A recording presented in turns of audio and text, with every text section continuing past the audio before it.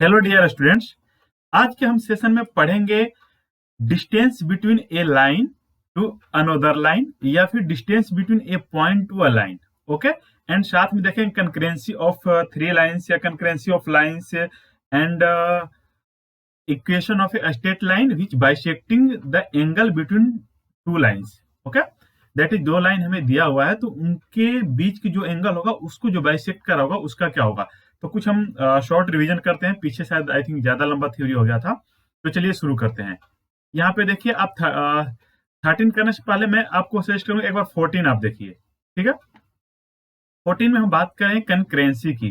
Concurrency मतलब होता है ऐसे कंकरेंट। कंकरेंट मतलब ये समझिए कि आपको यहाँ पे हम तीन लाइन की बात कर रहे हैं, तो जो हमने पीछे इंटरसेक्शन पढ़ा था ना, जस्ट वही है। दो लाइन का इंटरसेक्शन क्या होगा, ये पॉइंट हुआ। ठीक है, अब क्या होगा, तीन यहाँ कंकरेंसी की बात करें तो तीनों पॉइंट इस टाइप से होगा कि ये एक पॉइंट से पास कर रहा होगा। ठीक है, that is point of intersection. इसका क्या होगा, इसको अगर मैं पी नाम दूं तो इस पॉइंट को बोलेंगे पॉइंट ऑफ कंकरेंसी। ठीक है, एंड इन तीनों लाइन को मान लो इसको नाम L1 दे दिया, इसको L2 दे दिया एंड इसको L3 दे दिया। तो इस तीनों लाइन को हम बोलेंगे कि लाइन तीनों कंकरेंट है अगर ये तीनों एक पॉइंट से पास कर रही हो तो।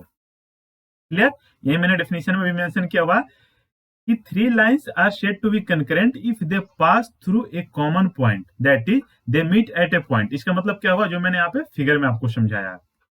ओके, तो अगर आपको कोई तीन लाइन दिया हो तो आप कैसे बताएंगे कि वो तीनों लाइन कंकरेंट है कि नहीं है, मींस वो तीनों एक पॉइंट से पास कर रही है कि नहीं पास कर रही है। ओके, तो आपको सिंपली क्या करना है, तीन स्केलर ऐसे ले लेना, मतलब तीनों सेम टाइम पे जीरो नहीं होने चाहिए।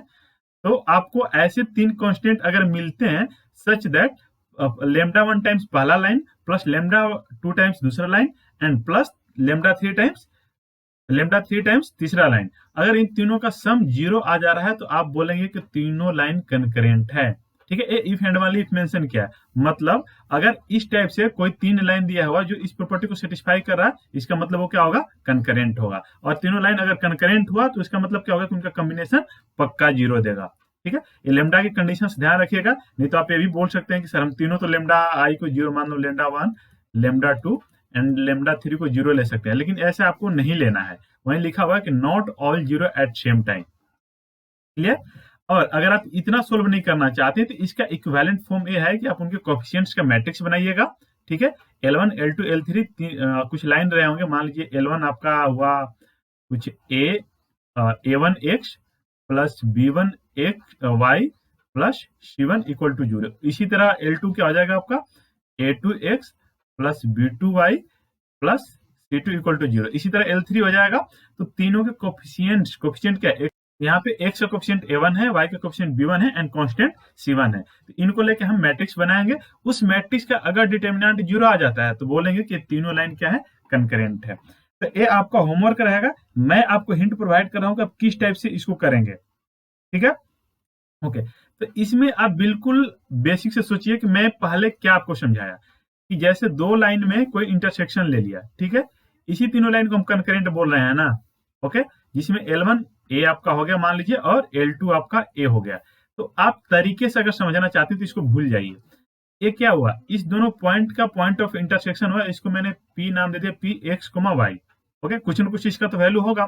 ठीक है, तो आप क्या करेंगे, L1 और L2 को सोल्व करके, ये कुछ इस टाइप से दिया होगा, इसको सोल्व करके निकालेंगे तो एक्स कोमा वाई निकलेगा। ठीक है, इस पॉइंट को कुछ नाम एक्स नोट वाई नोट दे दीजिए। अब फिर आप क्या करेंगे, जो तीसरा लाइन आपका है उसमें इस वैल्यू को रख देंगे। ठीक है, ये तीसरा लाइन हमारा हो गया L3। अब इस L3 की इक्वेशन में इस पॉइंट को रख देंगे। अगर ये L3 इक्वेशन सेटिस्फाई कर गया तो हम बोलेंगे कि तीनों लाइन कंकरेंट है इस पॉइंट पे, अदरवाइज कंकरेंट नहीं है। ठीक है, ये तरीका हुआ था। इसी को मैंने क्या किया है, वहां पे जनरलाइज किया हुआ है और उसको लिखा हुआ था। मैं एक सिंपल हिंट दे देता हूँ, इसे आप लोग कर लेंगे, आपको समझने में आसानी होगी। Okay, L1 L2 and L3, कोई पॉइंट एक चीज में थोड़ा देर पहले बनाया था। तो L1 का इक्वेशन आप लिख लीजिए, A1x plus B1y plus C1 equal to zero.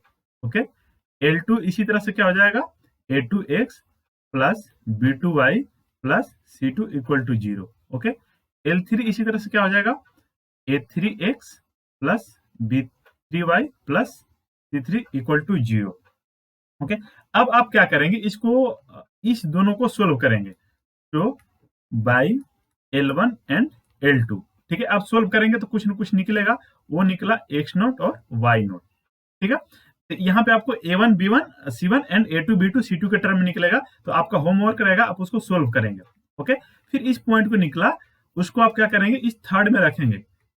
तो नेक्स्ट, अब इतना एक काफी लंबा यहाँ कैलकुलेशन होगा, वो कैलकुलेशन आप करेंगे, तो बाई L3 क्या हो जाएगा, इस पॉइंट को रख दीजिए, तो ये हो जाएगा A3 x0 plus y3 x0 plus C3। अगर a इक्वल टू 0 आ गया तो ए पॉइंट ऑफ कंकरेंसी या कंकरेंट पॉइंट होगा। अगर ए नॉट इक्वल टू 0 हुआ, इसका मतलब होगा कि ये तीनों लाइन कंकरेंट नहीं है। दो में तो आपने पढ़ा ही था, दो के लिए हम क्या बोल रहे थे कि दो के लिए इंटरसेक्टिंग पॉइंट बोल रहे थे। ओके, तो यहाँ पे देखिए, मैं आपको वेरिफिकेशन के हिंट भी दे दे रहा हूँ कि जब आप सोल्व करेंगे तो आपका x0 क्या आएगा, x0 आपका आ जाएगा B1 C2 मैंने सोल्व किया हुआ है, बट मैं चाह रहा हूं कि आप सोल्व करें और इसको वेरीफाई करें। B1 C2 minus B2 C1 upon में A1 B2 minus A2 B1। इसी तरह से अब दूसरा y0 के लिए सोल्व करेंगे तो y0 हो जाएगा आपका C1 A2 minus C2 A1 upon में A1 B2 minus A2 B1। नीचे वाला दोनों में देखिए सेम ही है, ठीक है, ऊपर वाला अलग अलग है। तो आप इसको सोल्व करेंगे और वेरीफाई करेंगे क्या इतना आ रहा है, कैसे, इस L1 एंड L2 को सोल्व करके। यहां से जो निकला, इसी x0 y0 को इस इक्वेशन में हमने रख दिया, A3 टाइम्स इतना हो जाएगा और B3 टाइम्स इतना हो जाएगा प्लस C3। अब यहां से एक आपको इक्वेशन बनेगा, उसको सिंप्लीफाई करेंगे तो वो कुछ इस टाइप से बनेगा। लास्ट लाइन में बता दे रहा हूं आपको, ठीक है। यहाँ पे जब x0 को यहाँ पे आप रखा और y0 को ये y0 है, y0 को आपने यहाँ पे रखा, तो जो बनेगा वो बनेगा आपका A3 B1 C2 minus B2 C1 plus ये B3 है ना, तो प्लस हो जाएगा आपका B3 C1 minus A2 C1 times A2 है, sorry C1 times A2 minus C2 times A1 plus C3 और नीचे वाला जाकर मल्टीप्लाई हो जाएगा, तो नीचे क्या था A1 इंटू B2, हो जाएगा A1 into B2 minus A2 into B1। Okay, अब A इक्वल टू 0, ठीक है, जैसे मैंने कंडीशन बताया था। ओके, अब A इक्वल टू 0 हो गया, तो आप याद करिए मैट्रिक्स का डिटर्मिनेंट हम कैसे निकालते थे अगर हमें इस टाइप का मैट्रिक्स दिया हो तो, ठीक है, दैट इज, ये किसका फॉर्मूला है आपको अच्छे से याद हो तो 3x3 के इस मैट्रिक्स का फॉर्मूला है, that is A1 B1 C1 A2 B2 C2 A3 B3 C3। इसका डिटर्मिनेंट निकालेंगे तो आप देखेंगे कि यही चीज आ रहा है। ओके, आप थर्ड रो के अराउंड एक्सपेंड कर दीजिए, तो आपको जो बनेगा ये चीज बनेगा, और यही इक्वल टू हमारा 0 आना है। अगर ये 0 आ गया, 0 कैसे आया, ये L3 से, अगर 0 आ गया तो हम बोल रहे थे कि तीनों पॉइंट कंकरेंट होंगे। ओके, तो ये हो गया पॉइंट ऑफ कंकरेंसी। तो इसको समझने के लिए एक छोटा सा मैं एग्जांपल देता हूं, उस एग्जांपल को आप लोग करिए। पहले आप वीडियो पॉज करके सोल्व करिएगा, नहीं आएगा तो मैं सिर्फ हिंट प्रोवाइड कर रहा हूं। आपको क्वेश्चन किस टाइप से दिया जाएगा, find the value of lambda, ठीक है, इफ द लाइन्स, मैं 3 लाइन दे रहा हूं। L1 ले लीजिए आप 3x minus 4y minus 13 equal to 0। L2 ले लीजिए आप 8x minus 11y minus 33 equal to 0। And last one ले लीजिए L3 आपका हो गया 2x माइनस 3y और प्लस लेमडा इक्वल टू 0। तो यहाँ पे आपको बताना है कि इस लेमडा के किस वैल्यू के लिए ये तीनों लाइन कंकरेंट होंगे। आप क्या करेंगे, इस दोनों को सोल्व करेंगे। इस दोनों को सोल्व करने के बाद, मैं डायरेक्टली हिंट बता रहा हूं, इस दोनों को सोल्व करेंगे तो आपको x0 और y0 जो आएगा वो आ जाएगा 11,5। ठीक है, आप इसको वीडियो पॉज करके सोल्व करेंगे और देखेंगे क्या इतना आपका पॉइंट आ रहा है। ठीक है, सोल्व करने के बाद इतना पॉइंट आएगा, अब इसको उठा के इसमें रख दीजिए, a इक्वल टू 0 था, यहाँ पे रखेंगे तो क्या हो जाएगा, देखिए 2 into 11 minus 3 into 5 plus lambda equal to 0। तो यहाँ से लेमडा इक्वल टू क्या हो जाएगा, 11 दूना का 22 में से लेमडा उधर चला गया तो माइनस हो जाएगा ना, तो 11 दूना का 22 में से 15 आ गया 7, that is lambda equal to -7 आ गया। ठीक है, तो देखिए 2 लाइन में बन गया। तो वो समझना था। अब इसको चलिए एक बार मैट्रिक्स वाले मेथड से करते हैं, ठीक है। तो मैं यहाँ पे मेथड 2 करवा दे रहा हूँ। ओके, अगर भी अब अगर आप अभी तक ट्राई नहीं किए तो मैं सजेस्ट करूंगा फिर से आप वीडियो पॉज करके उसको सोल्व करें, और दूसरा मेथड भी जो मैंने मैट्रिक्स मेथड बताया था उससे करवाता हूँ। तो देखिए कोफिशिएंट बताइए, पाले का x का कोफिशिएंट 3, y का कोफिशिएंट -4 और कांस्टेंट टर्म -13। ओके, फिर नेक्स्ट भरिए, तो 8, फिर -11, फिर -33, फिर हो जाएगा 2 -3 और ये लेमडा। इसका डिटर्मिनेंट कितना आना चाहिए? 0। ओके, तो डिटर्मिनेंट निकालने का आप जो भी तरीका जानते हैं उससे एक्सपेंड करेंगे। एक्सपेंड करने के बाद आपका जो लास्ट आएगा, मैं कंक्लूजन बता दे रहा हूँ, वो आ जाएगा minus lambda -7 equal to 0, that is lambda equal to -7। Okay, यहां से भी आप इसको क्विकली कर सकते हैं। तो दोनों तरह से आपका वेरीफाई हो गया, और आपकी ड्यूटी है इसको सोल्व करके वेरीफाई करना कि इतना आ रहा है कि नहीं आ रहा है। ओके, आई थिंक ये थ्योरी आपके लिए पॉइंट ऑफ कंकरेंसी वाला क्लियर होगा। तो नेक्स्ट पॉइंट पे हम आते हैं, जो नेक्स्ट हमारा टॉपिक है distance between a point to a line. Okay, और उसी कंसेप्ट को एक्सटेंड करके हम पढ़ेंगे distance between two lines. Okay, means distance between two parallel lines. तो आप 13 नंबर एक बार पढ़िए, 13 नंबर में जो लिखा हुआ है स्टेटमेंट मैं आपको पढ़ के सुना देता हूँ। Equation of a straight line passing through A given point and given that there is a angle theta with positive direction of x-axis, then in that case your equation of a straight line will be this। तो ये actually क्या है, रफली समझिए। मैंने क्या बताया था, अगर आपको एक पॉइंट दिया हुआ है, ओके, आपको अगर एक पॉइंट दिया हुआ है एंड स्लोप दिया हुआ है, तो आपका इक्वेशन क्या हो जाता था, y equal to y minus y1 equal to m times x minus x1, ये चीज होता था। अब m क्या है, स्लोप है, तो स्लोप क्या होता था, tan थीटा। tan थीटा क्या लिख सकते हैं, sin थीटा अपॉन में cos थीटा। तो यहां से ये चीज आ गया। इसका मैं एप्लीकेशन करूंगा इस टाइप के पॉइंट का डिस्टेंस वगैरह फाइंड आउट करने में। तो इसको देखिए मैनिपुलेट करके आपको इसके इक्विवेलेंट एक और डिफिनीशन मैं यूज करूंगा, y माइनस y1 अपॉन में sin theta equal to x minus x1 upon में cos थीटा। तो ये देखिए इसी को मैनिपुलेट करके मैंने लिख दिया। क्लियर? ओके, तो आई थिंक ये इसका डिफिनीशन समझ में आ गया होगा कि कैसे ये मैनिपुलेट हो रहा है। ओके, तो नेक्स्ट हमारा है distance between a point to a given equation. तो मैंने मान लिया कि कोई पॉइंट एक ये है, ठीक है, और हमें कोई स्ट्रेट लाइन ये दिया हुआ है। तो इस पॉइंट का इस स्ट्रेट लाइन से जो डिस्टेंस होगा वो डायरेक्टली आपका ये हो जाएगा, D equal to distance equal to this. मतलब इसको ट्रिक से आप कैसे याद रखेंगे, जो डिस्टेंस होगा वो क्या होगा, मॉडुलस ऑफ डिस्टेंस, तो ऑलवेज पॉजिटिव ही होता है। तो ये मॉडुलस ऑफ ये जो पॉइंट है ना, इसको इस इक्वेशन में रख देना, ठीक है, अपॉन में x के कोफिशिएंट का स्क्वायर प्लस y के कोफिशिएंट का स्क्वायर।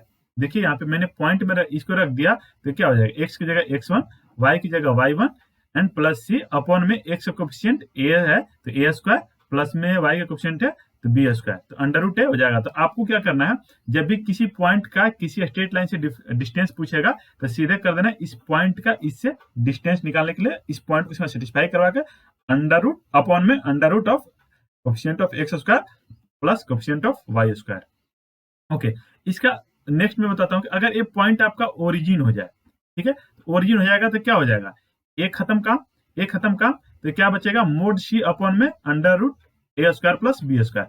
तो और देखो जो भी डिस्टेंस होता है सब हम परपेंडिकुलर डिस्टेंस ही मेजर करते हैं जब तक कुछ एडिशनल क्राइटेरिया ना दिया हो। जैसे मैंने ए जैसे ले लिया, एक लाइन ए है मेरे पास, एक लाइन एक पॉइंट में रहता हूँ ना, लाइन एंड पॉइंट को बता रहा हूँ, एक पॉइंट ए ले लिया, इस पॉइंट से बहुत सारी लाइन जा सकती है ना। जैसे देखो मैं आपको ड्रॉ करके दिखा रहा हूँ, देखो ए भी लाइन है तो इसका डिस्टेंस कुछ और होगा, ठीक है। मैं इसी जगह से डायरेक्टली ड्रॉ करता हूँ। देखिए यहाँ से आप लेंथ लेंगे तो कुछ और होगा, यहाँ से लेंथ लेंगे तो कुछ और होगा, यहाँ से लेंथ लेंगे तो कुछ और होगा। तो फिर आप कौन से लेंथ के बारे में बताएंगे, आपको नहीं पता ना कि किस लेंथ को हमें बताना है कि कौन सा लेंथ। तो मैं आपको इसके लिए बता रहा हूँ कि आपको कौन सा लेंथ चूज करना है। तो जितने भी लाइन इस पी पॉइंट से इस एल लाइन के बीच में जितने भी आप लाइन ड्रॉ कर रहे हैं ना, चाहे जितने भी डिस्टेंस आप मेजर करें, उन सभी डिस्टेंस में जो सबसे छोटा होगा वही डिस्टेंस होगा, और उसको बोलते हैं perpendicular distance from a point P to a given line L, जो मैंने थोड़ा देर पहले आपको बताया था, ठीक है। अब वो ज्योमेट्रिकली किस टाइप से होता है तो मैं कुछ हिंट दे रहा हूं, अगर आप इंटरेस्टेड है तो प्रूफ कर लेंगे, ठीक है। तो चलिए हिंट से समझते हैं कि कैसे इतना हुआ है। तो पहले आप कोऑर्डिनेट एक्सिस बना लीजिए। मैंने कोऑर्डिनेट एक्सिस बना दिया। ओके, कोई एक लाइन ले लीजिए। लाइन क्या था हमारा, ax plus B y plus c equal to 0। तो ये एक्स एक्सिस पे कहाँ कट करेगा, एक्स एक्सिस पे ए कट करेगा, एक्स इक्वल टू हो जाएगा माइनस सी अपॉन में ए। उसी तरह वाई एक्सिस पे कहाँ कट करेगा, वाई एक्सिस पे कट करेगा माइनस सी अपॉन में बी। क्लियर? ओके, तो चलिए मान लीजिए कि ए आपका पॉइंट है, ए है आपका माइनस सी अपॉन में ए कोमा 0, और इस पॉइंट को मान लीजिए कि यह है 0 कोमा माइनस सी बाई में बी। ये पॉइंट कैसे निकाला यहाँ पे आपने देख लिया। क्लियर? ओके, तो चलिए एक लाइन ड्रॉ कर देते हैं।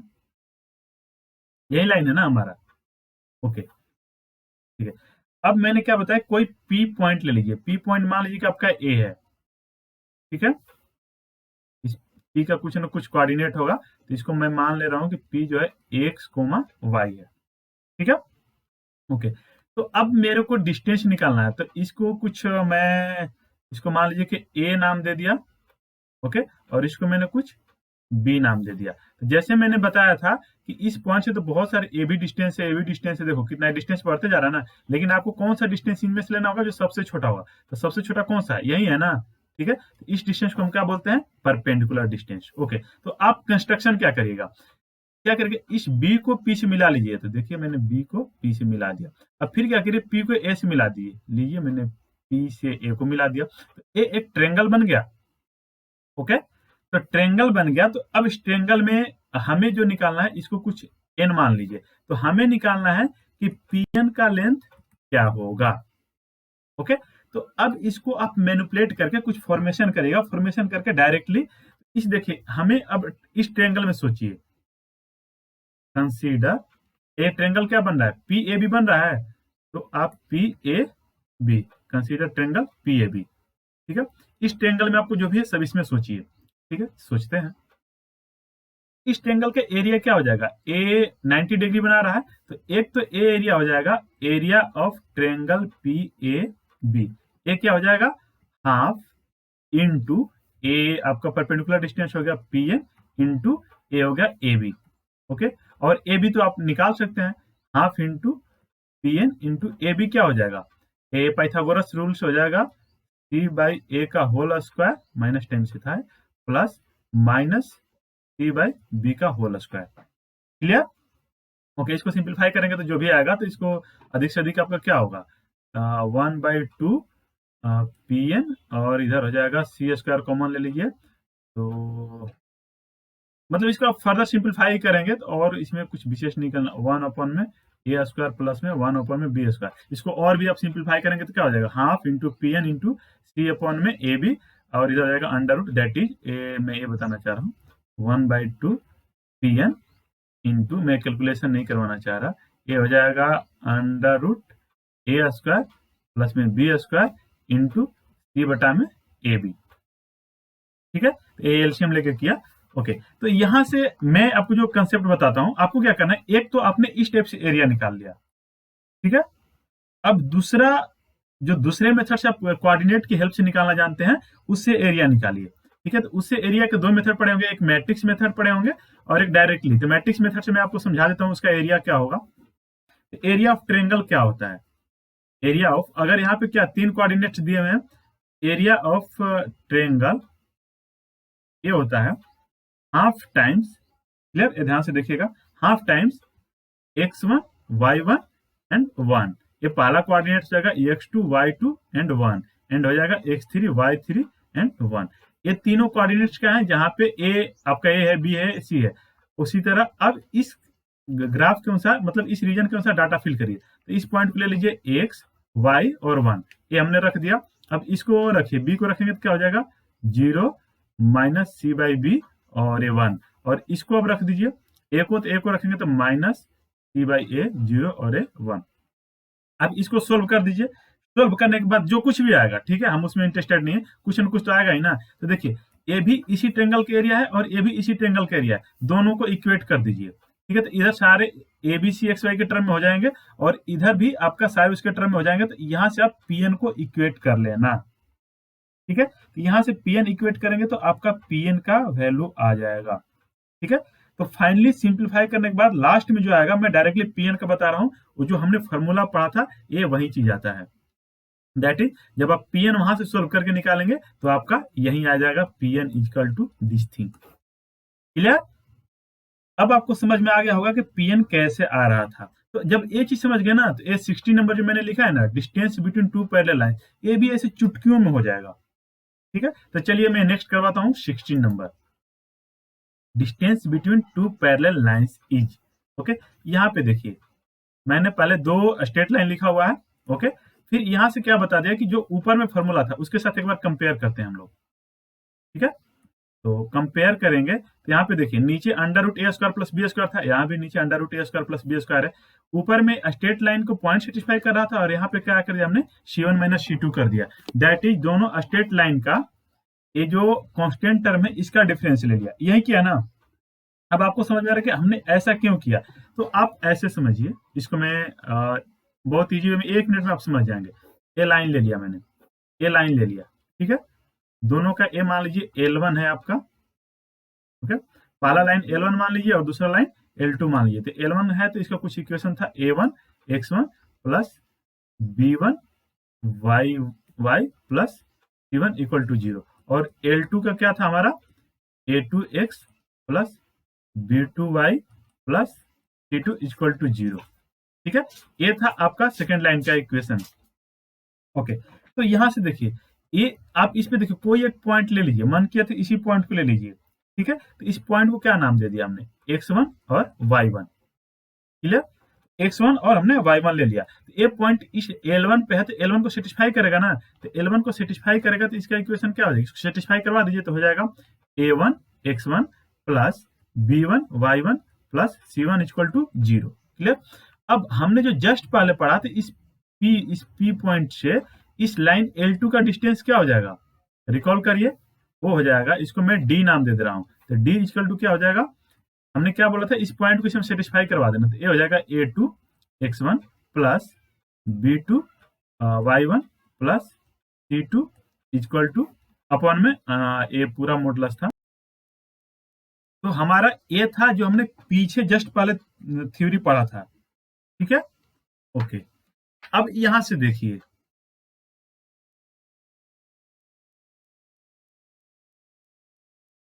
यहाँ पे देखिए ये दोनों लाइन पैरेलल है। क्लियर? तो पैरेलल के लिए हमने क्या जाना था कि दोनों का स्लोप इक्वल होगा। दैट इज हमने एक चीज और देखा था कि कोफिशिएंट दोनों के जो है वो सेम हो जाएंगे। कब? जब दोनों लाइन पैरेलल होगा। अदरवाइज अगर सेम नहीं हुआ तो इसका मतलब स्लोप चेंज हो जाएगा, और स्लोप चेंज हो गया तो फिर दोनों पैरेलल नहीं रह पाएगा। अतः यहां से क्या पता चल गया आपको, जो A1 है वो A2 के इक्वल है एंड B1 है वो B2 के इक्वल है। ठीक है। तो दैट इज ये आपका इनफैक्ट क्या बन गया, ये बन जाएगा A2 sorry A1 A2 equal है ना, तो इसको A2 x1 हम लिख सकते हैं प्लस B2 y1 लिख सकते हैं प्लस C1 के बारे में देखिए कुछ नहीं कहा है, सिर्फ A1 B1, तो इसको C1 ही रहने दीजिए। क्लियर? अब देखिए यहां से इसका वैल्यू क्या हो जाएगा, इसका वैल्यू हो जाएगा A2 x1 plus B2 y1 equal to minus of C1 हो जाएगा। तो यहाँ पे उठा के रख दीजिए माइनस ऑफ C1। तो क्या बन गया, C2 माइनस C1 अपॉन में अंडर रूट ए स्क्वायर प्लस बी स्क्वायर। ठीक है। तो अब समझ में आ गया आपको किस टाइप से ये फॉर्मूला हुआ।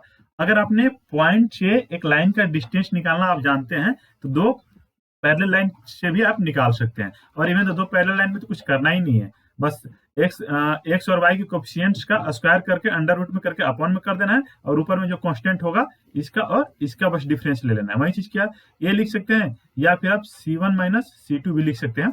मैंने इसमें माना था ना, आप दूसरे में मानते तो फिर C1 माइनस C2 आता। ठीक है, A square plus B square. Okay, तो आई थिंक यहां तक आप लोगों का क्लियर होगा थ्योरी। ओके, तो अब हम नेक्स्ट आते हैं 17 नंबर पे। तो आप लोग एक बार वीडियो पॉज करके 17 नंबर को पढ़ लें कि 17 नंबर क्या कह रहा है। ठीक है, ये कह रहा है equation of A bisector. Okay, equation of, जो मैंने वेरी फर्स्ट बताया था, बाइसेक्टर का इक्वेशन क्या होगा, वो स्ट्रेट लाइन जो बाइसेक्टर है। ओके, तो equation of bisector of angle between the lines. Okay, ये क्या होगा, तो ये सिंपली आपको क्या करना है, देखिए आपके पास तो दो स्ट्रेट लाइन दिया ही रहेगा, एक ए दे दिया, एक ए दे दिया। क्लियर? ओके, इनके बीच ये थीटा बना रहा है कुछ, यही थीटा है ना आपका। ओके, इसको मैंने थीटा नाम दे दिया, ये हो गया थीटा। तो हमें उस स्ट्रेट लाइन का इक्वेशन बताना है जो इसको बाइसेक्ट कर रही होगी। ठीक है, दैट इज, ये जो मैं लाइन ड्रॉ कर रहा हूं ना, इस लाइन का आपको इक्वेशन बताना है।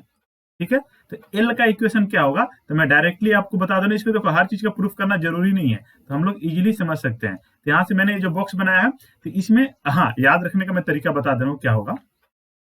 यहाँ से आप देखिए, जो पहला लाइन है इसको L1 मानिए और इसको L2 मानिए, किसी को L1 किसी को L2 मान सकते हैं। तो L1 का इक्वेशन मान लीजिए कि आपका A था और L2 का इक्वेशन A था। क्लियर? ओके, तो आप क्या करेंगे, ये दोनों लाइन जो दिया हुआ है, ठीक है, सिंपली इसको इक्वल टू करके रख देंगे अपवन में, इसके एक्स और वाई के कोफिशिएंट्स का स्क्वायर करके सम करके अंडर रूट कर देंगे, जैसे हमने जस्ट पहले किया था। काम यहाँ पे भी वही हो रहा है। ठीक है, दैट इज, यहाँ से देखो आपको अगर ज्यादा समझना है तो आप क्या करोगे, देखो ए पॉइंट ऑफ इंटरसेक्शन निकल जाएगा, तो एक पॉइंट पता चल गया। ठीक है, अब पॉइंट पता चल गया तो हमें देखो, हमने कितने सारे पढ़े थे ना, slope point form, point form, A point A slope form. ठीक है, तो उसी टाइप से तो एक पॉइंट पता चल गया तो एक हमें स्लोप पता चल जाए तो हो जाएगा। तो स्लोप क्या होगा, स्लोप के लिए अगर ये पूरा थीटा है तो थीटा का आधा कर देंगे तो थीटा बाई 2 हो जाएगा। तो उस तरह लंबा चौड़ा सोल्व करेंगे तो भी आप यहीं पे पहुंचेंगे। तो मैं डायरेक्टली कंक्लूजन बता दे रहा हूँ, आप क्या करेंगे, दोनों स्ट्रेट लाइन को प्लस माइनस के साथ इक्वल टू करके अपॉन में फर्स्ट वाले के अपॉन में फर्स्ट वाले के एक्स के कोफिशिएंट का स्क्वायर प्लस में वाई के कोफिशिएंट का स्क्वायर का अंडर रूट ले लेंगे, इक्वल टू हो जाएगा प्लस माइनस। क्योंकि देखिए आपको ये नहीं पता ना कि आप कौन से एंगल ले रहे हैं, कैसे मैं जो बात कर रहा हूँ उसको एक बार समझने की कोशिश करिए। यहाँ पे देखिए मैंने इसको किया था ना, तो ये क्या है, एक्यूट एंगल है। आप इसको भी तो बोल सकते हैं कि शायद मैं ए ले रहा हूँ। ठीक है, तो इस केस में क्या होगा, ये ऑब्ट्यूज एंगल हो जाएगा। ठीक है, तो ऑब्ट्यूज एंगल तो आपके पास जैसे कल भी मैंने बताया था कि एक में ऑब्ट्यूज और एक में एक्यूट होगा, तो इसको थीटा माना तो इसको बीटा मान लीजिए। ठीक है, तो एक एक्यूट होगा तो दूसरा ऑब्ट्यूज हो जाएगा। और बाकी हमने उसके केस में तो पढ़ा ही था, 90 डिग्री वाले केस में, 90 डिग्री मतलब परपेंडिकुलर, तो परपेंडिकुलर के केस में तो बाइसेक्ट करेगा तो 45 डिग्री होगा, तो वहां तो हमें सोचना ही नहीं है। ठीक है, सोचना कहाँ है, जब ये परपेंडिकुलर ना कर रहा होगा, तो एक को थीटा माना तो दूसरा कुछ बीटा होगा, तो एक एक्यूट होगा तो दूसरा ऑब्ट्यूज होगा। तो ऐसे केस में क्या करना है आपको, ये प्लस माइनस वाला दोनों लेना है। अब वहां पे जैसा रिक्वायर्ड होगा उस टाइप से आप सोल्व कर लेंगे। ठीक है, तो यहाँ से ये जो सिंप्लीफाई करके एक साइड अप्लाएंगे, फिर सोल्व करके जो बनेगा वही हो जाए इक्वेशन ऑफ बाइसेक्टर। ये उतना इंपॉर्टेंट नहीं है, तो इसको स्किप करते हैं और निकलते हैं आगे। एक जो बहुत इंपॉर्टेंट है, ठीक है, equation of family of lines passing through the intersection of two given lines. That is, अगर हमें दो लाइन दिया हुआ L1 और L2, ठीक है, तो उस स्ट्रेट लाइन के इक्वेशन क्या होगा जो इन दोनों के इंटरसेक्शन से पास कर रही हो। दैट इज, इसको ज्योमेट्रिकली समझने की हम कोशिश करते हैं। एक लाइन मैंने ए ले लिया, एक लाइन ए ले लिया। ठीक है, दोनों का इंटरसेक्शन पॉइंट क्या है, आपका दोनों का इंटरसेक्शन पॉइंट है, तो इसके बीच से कितनी सारी पॉइंट लाइन गुजर सकती है ना, देखो ए बी लाइन इनके बीच में है, ए बी लाइन इनके बीच में है, ए बी लाइन, मतलब ऐसे बहुत सारे लाइन हो सकते हैं ना। ठीक है, तो उन सारे लाइंस को कलेक्ट करके हम एक जगह रख रहे हैं, तो उसी को बोलते हैं फैमिली ऑफ स्ट्रेट लाइंस। ठीक है, मतलब बहुत सारे होंगे ना लाइंस, इसलिए फैमिली ऑफ स्ट्रेट लाइंस बोला। और उनका कंबाइंड इक्वेशन क्या होगा, तो सिंपली कुछ नहीं करना है आपको। ठीक है, पहला प्लस सम टाइम्स दूसरा इक्वल टू 0 कर लेना है, जहां लेमडा आर से बिलोंग कर रहा होगा। ठीक है, तो ये जो बनेगा ये आपका बन जाएगा equation of family of lines passing through the intersection point of two given lines. ठीक है, तो मैंने वही किया। ओके, आप इस पे प्रॉब्लम करेंगे तो आपको ज्यादा अच्छे समझ में आ जाएगा। प्रॉब्लम के लिए मैं आपको सजेस्ट करूंगा, सिनेज की बुक देख सकते हैं, जो जेई वगैरह का आता है, बहुत अच्छा उसमें मेंशन है। ठीक है, अच्छा आपको जैसे मैंने ऑब्ट्यूज और एक्यूट का वहां कंसेप्ट दिया, तो आप कैसे समझेंगे किस केस में ऑब्ट्यूज हो रहा है और किस केस में एक्यूट हो रहा है। तो आपको यही तो इक्वेशन दिया हुआ था ना। ठीक है, इक्वेशन क्या दिया था, ए आपका L1 था और ए आपका L2 था, यही था। ओके, जब A1 मतलब दोनों के एक्स कोफिशिएंट जो भी है, एक्स कोफिशिएंट क्या है, A1 और A2, इनका प्रोडक्ट प्लस वाई के कोफिशिएंट B1 एंड B2, इन दोनों का सम अगर पॉजिटिव हुआ तो एक्यूट एंगल बाइसेक्टर होगा, एंड अगर ये निगेटिव हुआ तो ऑब्ट्यूज एंगल बाइसेक्टर। मतलब जब हम इस टाइप से बना रहे हैं तो जो अगर इस टाइप का हमारे पास हो रहा है, अगर ये पॉजिटिव हो रहा है ये सम, ठीक है, तो हम किसको बाइसेक्ट जो इक्वेशन बनाएंगे वो इसका बनेगा। ठीक है, और अगर ये निगेटिव हो रहा है तो जो हम इक्वेशन और बाइसेक्टर बना रहे हैं वो किसका बनेगा, इसका बनेगा। क्लियर? ओके, तो यहाँ से ये आपके स्ट्रेट लाइन के कुछ कंसेप्ट खत्म होते हैं। अब हम नया कंसेप्ट पढ़ते हैं, पेयर ऑफ स्ट्रेट लाइन। मतलब एक ही इक्वेशन दिया रहेगा जो दो इक्वेशन ऑफ स्ट्रेट लाइन बताएगा, ठीक है। तो वो हम नेक्स्ट देखते हैं, पेयर ऑफ स्ट्रेट लाइन। ये भी बहुत सिंपल है, इसमें एक तो होमोजीनियस का कंसेप्ट आता है। तो होमोजीनियस आप लोग जानते होंगे, होमोजीनियस क्या होता है, एक 2 डिग्री का ऐसे समझ जाइए, एक ऐसे जनरल तो ज्यादा भी हो सकता है, बट आपको 2 ही डिग्री का पूछता है, ठीक है। तो 2 डिग्री में क्या होता है ना कि मतलब जितने भी आपके वेरिएबल टर्म है, अगर उनका पावर सम करो तो सब कुछ सेम आना चाहिए। जैसे देखो एक्स का पावर कितना है, 2 है, यहाँ पे दो वेरिएबल एक्स और वाई है, तो दोनों का पावर का सम कितना हो जाएगा, 2। यहाँ वाई स्क्वायर है, तो यहाँ पावर का सम, पावर भी यहाँ 2 है, तो तीनों का पावर 2 है, मतलब ये क्या है, होमोजीनियस है, और राइट साइड में 0 होना चाहिए, क्लियर। तो इस टाइप के इक्वेशन को हम लोग होमोजीनियस इक्वेशन बोलते हैं। दो वेरिएबल में है तो दो वेरिएबल में बोलते हैं, ठीक है, ओके।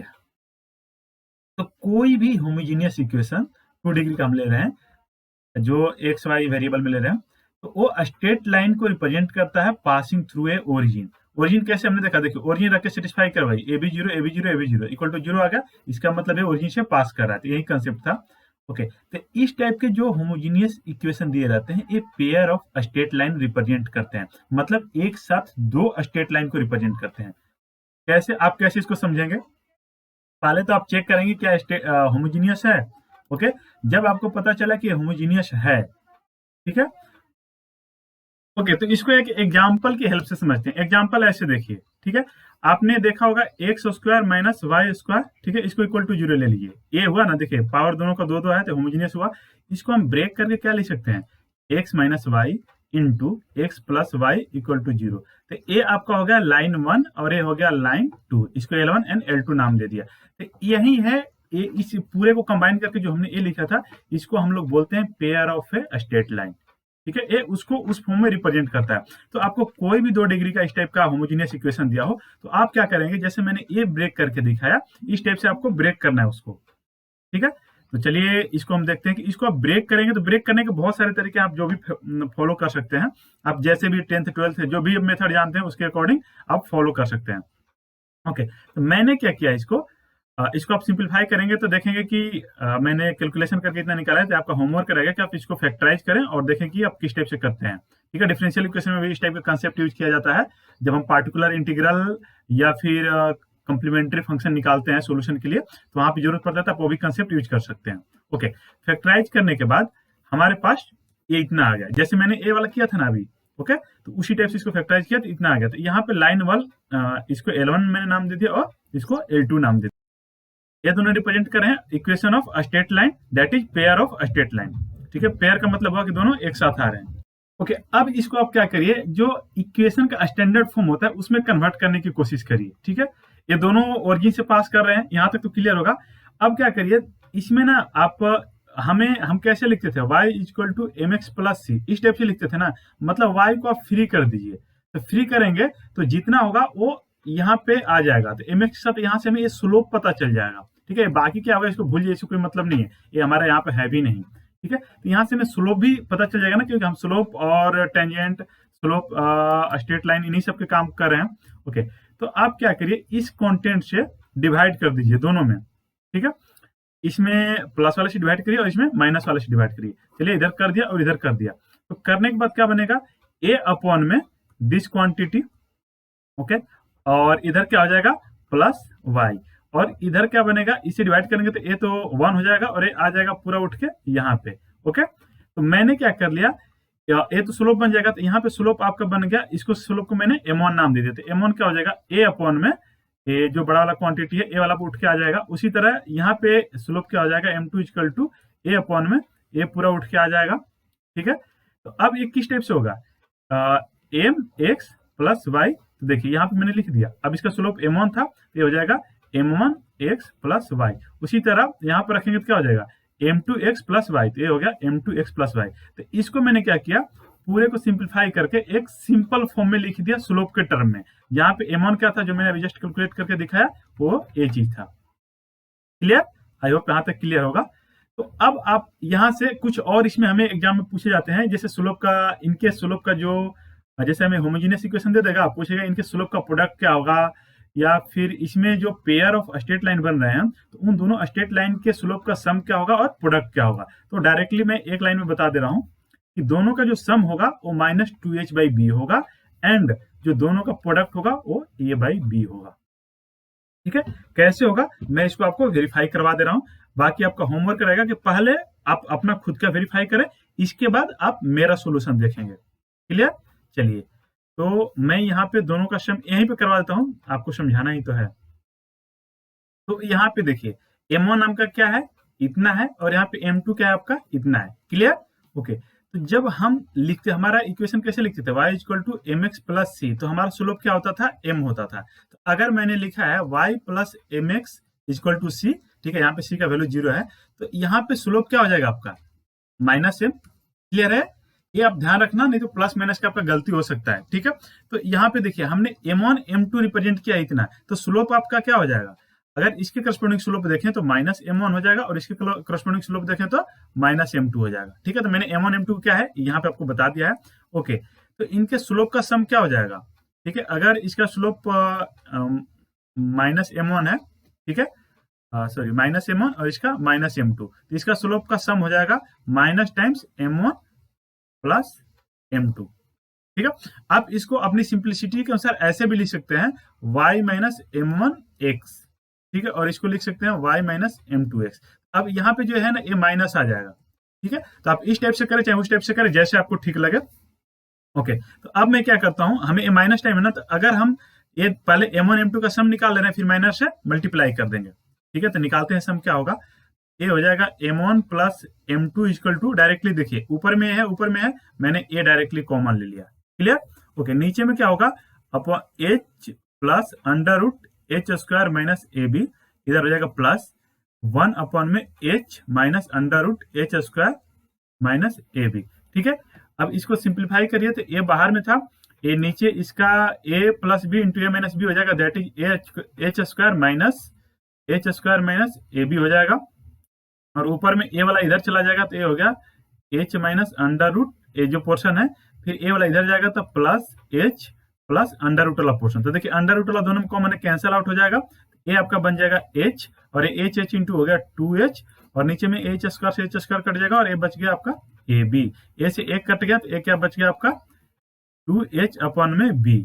ठीक है, तो हमारा क्या आ गया कि m1 प्लस m2 बराबर आ गया m1 प्लस m2 बराबर आ गया आपका 2h/b। तो हमारा स्लोप क्या था, minus of m1 plus minus of m1 and plus minus of m2। ठीक है, दैट इज, इसको सिंप्लीफाई किया तो हमारा आ जाएगा m1 प्लस m2। ओके, और m1 प्लस m2 का वैल्यू क्या है, 2h/b है, तो यहाँ पे रख दीजिए, तो ये हो जाएगा माइनस ऑफ 2h/b। क्लियर? इस माइनस को मैंने उस साइड ले गया क्योंकि हमें माइनस टाइम्स चाहिए ना, तो दोनों तरफ माइनस से मल्टीप्लाई कर दो तो ये जान जाएगा आपका 2h/b। ठीक है, सम ऑफ स्लोप्स।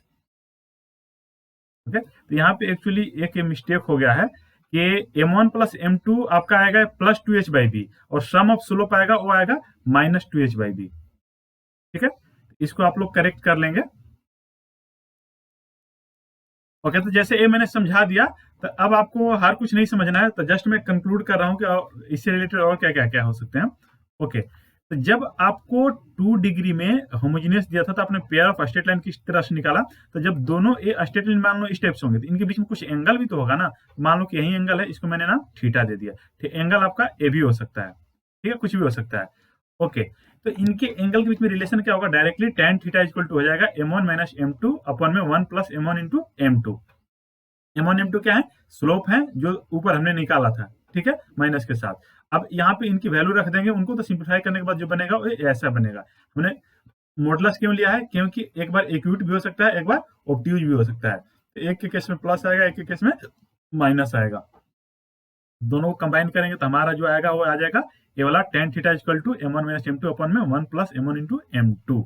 ओके, अब यहाँ से देखिए, मान लीजिए कि मैंने दोनों लाइन ए ड्रॉ कर दिया, ठीक है, अगर ये दोनों लाइन परपेंडिकुलर हो गए, ठीक है, अगर परपेंडिकुलर हो जाएगा तो कितना हो जाएगा 90 डिग्री। तो tan 90 डिग्री पे क्या होता है, अनडिफाइंड होता है, ठीक है, तो इसको आप समझने के लिए उल्टा कर देंगे। उल्टा कैसे करेंगे, tan थीटा को आप cot थीटा लिख देंगे, ठीक है, तो यहाँ पे आप देखिए cot थीटा लिखेंगे तो क्या होगा, ठीक है। अब इस तरह से भी समझ सकते हैं, ए इन्फिनिटी कब होगा, अनडिफाइंड है ना, तो मतलब इन्फिनिटी समझिए, तो इन्फिनिटी कब होगा, जब नीचे वाला जीरो होगा, और नीचे वाला जीरो कब होगा, जब m1 इंटू m2 बराबर -1 हो। ठीक है, तो यही था हमारा परपेंडिकुलर वाला केस, याद करिए आप लोग। ठीक है, तो एक चीज यहाँ से कंडीशन आ गया। अगर आप दूसरे तरीके से भी करने चाहते हैं तो यहाँ पे cot थीटा निकाल लीजिए। cot थीटा क्या हो जाएगा, 1 plus m1 into m2 upon में m1 माइनस m2। ओके, और cot 90 डिग्री पे क्या हो जाएगा, 0। तो a इक्वल टू 0 कब होगा, जब m1 into m2 plus 1 equal to 0 हो जाए, that is m1 into m2 बराबर -1। तो फिर से वही कंडीशन आ गया। तो ये आपको वहां से हमने कोरिलेट कर लिया। अब पैरेलल के केस में आते हैं। पैरेलल के केस में क्या होता है, tan दोनों के बीच का एंगल 0 हो जाएगा, तो tan 0 क्या हो जाएगा, a इक्वल टू 0 हो जाएगा। और ये 0 कब होगा, जब ऊपर वाला 0 हो। ठीक है, तो ऊपर वाला 0 होगा, इसका मतलब m1 इक्वल टू m2, मतलब दोनों का स्लोप इक्वल हो। ठीक है, तो दोनों का स्लोप इक्वल हो, तो अगर इसको आप इसमें पेयर ऑफ स्ट्रेट लाइन में देखना चाहते हैं तो एक कब होगा, इसके इक्वल है ना, तो इसको 0 करिए, तो ये ऊपर वाला क्वांटिटी 0 होगा, ऊपर वाला क्वांटिटी 0 होगा, मतलब अंडर रूट वाला 0 होगा, अंडर रूट वाला 0 होगा, मतलब h square minus ab equal to 0, मतलब h square equal to ab। ये चीज इसको हमने यहाँ पे लिखा हुआ है। उसी तरह जैसे यहाँ पे हमने इसको नीचे वाला 0 कर रहे थे ना, तो इसके इक्विवेलेंट फार्मूला में क्या है, a प्लस बी है, तो यहाँ पे हमने a प्लस बी को 0 ले लिया। That is coefficient of x square plus coefficient of y square का सम अगर 0 आता है तो दोनों लाइन क्या हो जाएगा, परपेंडिकुलर हो जाएगा, किसमें, पेयर ऑफ स्ट्रेट लाइन में। ठीक है, ओके। इक्वेशन ऑफ बाइसेक्टर देख लेते हैं। इस केस में क्या होगा, थर्ड नंबर आप लोग एक बार देखिए। इक्वेशन ऑफ बाइसेक्टर मतलब जैसे ए लाइन हमने ड्रॉ किया है ना, ठीक है, तो ए लाइन ड्रॉ नहीं किया, एक्चुअली हमें एक कंबाइंड इक्वेशन पता है जो इस दोनों इक्वेशन को एक ही साथ बता रहा है, जिसको हम लोग पेयर ऑफ स्ट्रेट लाइन बोल रहे थे। तो इसके बीच में जो थीटा होगा, ठीक है, तो थीटा होगा, तो एक लाइन हमें ड्रॉ करना है जो इस एंगल को बाइसेक्ट कर रहा हो। क्लियर, मैंने ए ले लिया। ठीक है, तो इस स्ट्रेट लाइन का इक्वेशन क्या होगा, तो जो हमने यहाँ पे मेंशन किया है आप इसको देख सकते हैं, x square minus y square upon में कोफिशिएंट जो है ना, एक्स लिए तो एक्स कोफिशिएंट, माइनस लिए तो माइनस, वाई लिए वाई का कोफिशिएंट बी, और इक्वल टू हो जाएगा दोनों का प्रोडक्ट अपॉन में एच। अब ए बी और एच क्या है, तो इस फॉर्मूले में आप देख सकते हैं एक्स स्क्वायर का कोफिशिएंट ए है, एक्स वाई का कोफिशिएंट 2h है, एंड वाई स्क्वायर का कोफिशिएंट बी है। तो इस टाइप से आप इक्वेशन ऑफ बाइसेक्टर बना सकते हैं। ठीक है, ये उतना इंपॉर्टेंट नहीं है। और एक सबसे इंपॉर्टेंट है जो फोर्थ नंबर है। ठीक है, ये बहुत मायने रखता है, तो आप लोग एक बार फोर्थ को देखिए, और ये आज का हमारा लास्ट थ्योरी है। ओके, फोर्थ में क्या आ रहा है कि condition that a general equation of 2 degree represents a pair of straight line. तो 2 डिग्री का पहले जनरल स्ट्रक्चर बना लीजिए। जनरल स्ट्रक्चर यही चीज होगा, x square X Y square X Y and constant term, ये सारा हमने मिला लिया। ठीक है, तो इसका आप एक डिटर्मिनेंट निकाल लीजिए कोफिशिएंट। आप ये मैट्रिक्स किस टाइप से बनाएंगे, एक्स स्क्वायर का कोफिशिएंट प्लस एक्स वाई का कोफिशिएंट बाई 2, तो यहाँ पे 2h था, 2h बाई 2 क्या हो जाएगा, h, एंड देन एक्स का कोफिशिएंट g, एक्स का कोफिशिएंट का हाफ, तो एक्स का कोफिशिएंट क्या था 2g बाई 2, दैट इज हो जाएगा g। इसी तरह से आप HBF एंड GFC, तो इसको जैसे भी आप जानते हो उस टाइप से याद कर सकते हैं। और ट्रिक में बता दूं तो सिमेट्रिक मैट्रिक्स है, डायगोनल पे ABC है और बाकी देखिए। ठीक है, HGF ये सिमेट्रिक मैट्रिक्स है, तो आप ऐसे भी याद रख सकते हैं, डायगोनल पे ABC रख देना है, और बाकी ABC क्या है, एक्स स्क्वायर का coefficient, y square coefficient and constant term. ठीक है, अब यहाँ से डायरेक्टली हम इसका नेचर देख के बता सकते हैं कि किस केस में क्या होगा। तो पहला मान लीजिए कि जब ये डिटर्मिनेंट 0 हो रहा, और दूसरा जब नॉन 0 हो रहा। तो जब 0 होगा तो फिर हम एडिशनल कंडीशन देखेंगे। ठीक है, 0 के केस में हम देखेंगे और नॉन 0 के केस में देखेंगे। अगर हमारा ये डिटर्मिनेंट 0 हो जाता है, उस केस में हम h square minus a b को देखेंगे। H square minus a b क्यों देखेंगे, क्योंकि हमारा फॉर्मूला के अंदर यही आ रहा था ना। ठीक है, तो अगर ये ग्रेटर देन 0 हुआ, इक्वल टू 0 हुआ एंड लेस देन 0 हुआ, तीनों केस देखेंगे। तो चलिए देखते हैं कब, जब ये डिटर्मिनेंट 0 हो। उस केस में अगर ये अंदर वाला पॉजिटिव हुआ, ठीक है, अगर अंदर वाला पॉजिटिव हुआ तो इसका मतलब ये जो इक्वेशन 1 में नाम दे रहा हूँ, या इसको स्टार नाम दे दीजिए आप लोग। ठीक है, मैंने स्टार यहाँ पे मार्क किया हुआ है, ये स्टार मार्क किया हुआ है। ठीक है, तो ये क्या है, एक लाइन को रिप्रेजेंट करेगा। ठीक है, इंटरसेक्टिंग लाइन से मतलब दो लाइन ले लेना, सिर्फ इंटरसेक्ट कर रहा है इस टाइप का। ओके, अगर h square minus a b equal to 0 हो जाए, ठीक है, तो ये क्या करेगा, दो पैरेलल लाइन को रिप्रेजेंट करेगा कि जो पेयर ऑफ स्ट्रेट लाइन बन रहे तो क्या होंगे, दोनों लाइन पैरेलल होंगे। ओके, और जब h square minus a b negative हो जाए, ठीक है, ये सिर्फ और सिर्फ एक पॉइंट को रिप्रेजेंट करेगा। और वो पॉइंट क्या होगा, मैंने यहाँ पे लिखा हुआ है, आप देख सकते हैं थर्ड नंबर में, ये देखिए, वो पॉइंट का इक्वेशन आपका ये हो जाएगा। ठीक है, डायरेक्टली फॉर्मूला है, डायरेक्टली आप एग्जाम में इंप्लीमेंट करिए। ओके, अब नेक्स्ट आते हैं, अगर डिटर्मिनेंट नॉन 0 हो गया, ठीक है, जो हमने ऊपर मैट्रिक्स बनाया था, अगर उसका डिटर्मिनेंट नॉन 0 हो जाए तो उस केस में क्या होगा। ठीक है, तो उस केस में अब यहाँ पे देखिए, अगर ए बी इक्वल हो जाए और एच जीरो हो जाए, दैट इज, ये देखिए मैं यहाँ पे फिर से लिख दे रहा हूँ, A X square plus 2h X Y plus B square Y plus आगे की चीजें थी, तो आगे भूल जाइए, मेनली आपका इतना ही से काम बन जाएगा।